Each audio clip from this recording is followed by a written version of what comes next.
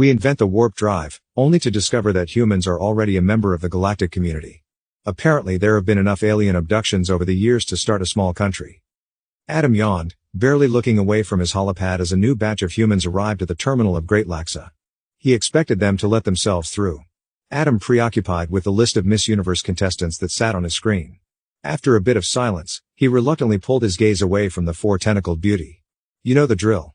Scan your wrists on the buzzer and go through. We will deduct your travel fees from the Drillos in your account. If you're military or government, your employer will cover those costs. Adam tried to go back to his holopad, only to find the group still hadn't moved. The group eyeing him over as if he was the four-tentacled beauty, Maliasa. He turned off his holopad in a huff, making sure they knew how frustrated he was. To make that clearer, he emphatically swiped the papers at his desk, making sure they knew he was very busy with whatever he was doing. You're a human? Kylie said, dumbfounded, as she approached the man. She reached forward, pinching his ear. Kylie giving it a tug, making sure it wasn't artificial alien skin that would peel off. While the ear twisted, it was far from peeling off. Adam letting out a whiny, "Ow, ow, ow," as she tugged harder. "Ow. What the hell is wrong with you? Did you go through a black hole or something? I've heard that can drive folks a little loopy. Look, I'll be honest with you. The Miss Universe contest is on in like 30 minutes. I'm not being the one person on this station to miss it. So, if you wander through without paying, I'll turn a blind eye," he said, glancing over his shoulder at the makeshift security camera behind his desk.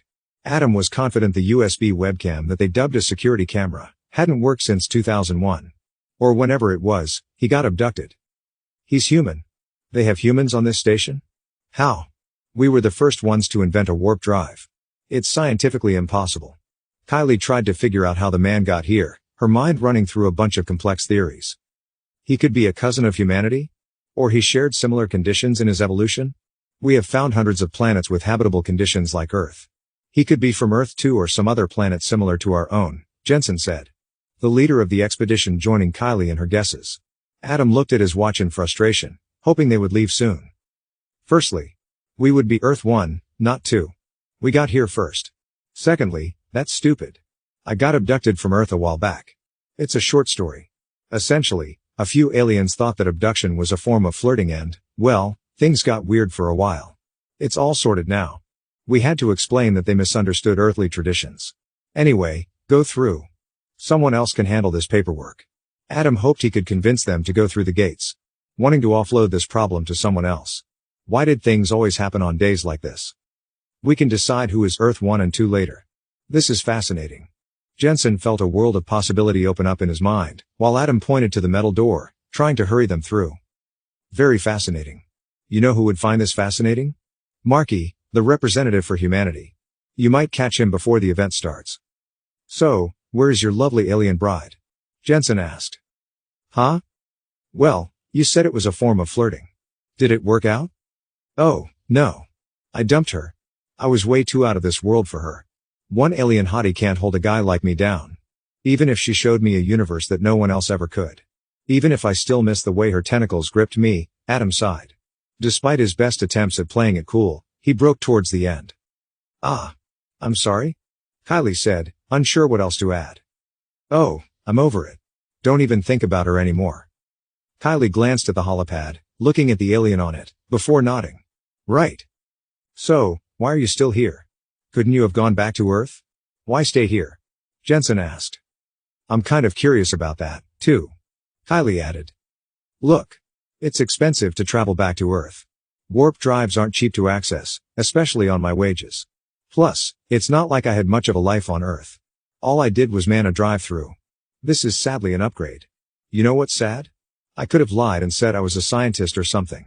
It's not like anyone could have checked. Out of the initial 5,000 humans to join this community, I was the only one who was honest about my skill set. We had a lot of unqualified doctors for a few years. It was pretty bad for a bit. You couldn't get a lift with someone? Kylie asked. What, like hitchhiking? Do you understand how dangerous that is? I think the last guy that tried that was called Arthur something. Came back years later rambling about bringing a towel everywhere. Think he lost his mind. Well, we can always take you back. After we meet your leaders. Kylie smiled. Please do not make a take me to your leaders joke. I've heard that every day for the last 5 years. Next person who says that gets their warp drive shut off mid-jump. You can do that? Jensen gasped. Maybe? I'm not even qualified for this job. How would I know? Everyone else seems to know what to do, so I let them go about their business. Anyway, I insist you go on through. Please. Adam took a moment to stare at the buttons at his desk, finding the one to open the door, letting it swing open with a rattle. So, we should meet with Marky? Kylie asked. Mark Rattler. Yeah, he's the leader of our community. Not sure if he was qualified or not, but he gave a magnificent speech on the day. Think his office is in Sector 2.0. I would lead you there if I weren't so busy. Adam gave an apologetic shrug, even as he began starting the live stream of the event. Okay, Mark Rattler. I'm assuming it looks like a normal human city out there? Anything that can help us navigate? It's similar enough. Ask someone if you get lost. Probably someone that's human. You don't want to accidentally offend someone. I've made that mistake before. Always be mindful when you mention any tentacles or external bones. Aliens can be touchy about that sort of stuff. Also, no tugging on people, he said, directing that at Kylie. Sorry. Kylie apologized before leading the group outside. As they passed Adam's desk, Jensen and the other explorers gave the man a nod, silently thanking him for his time.